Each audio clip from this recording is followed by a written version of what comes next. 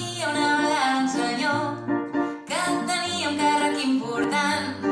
Ni ell mateix tenia clar el que havia de fer, però havia de fer veure que ho feia bé.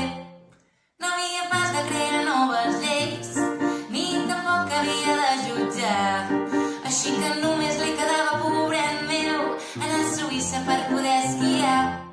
Però hem descobert que aquest senyor no només esquiava, sinó que també follava amb tanta gent i era tan ardent que el van voler vacunar perquè no es podia controlar. Pobret. No controlava la seva titola i només volia fornicar.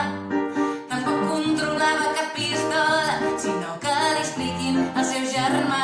Va ser un accident, Va ser escollit per un senyor petit amb una mala llet impressionant, que gastava aires de grandesa i li agradava construir pantans. Però parlem de rei, que és més divertit.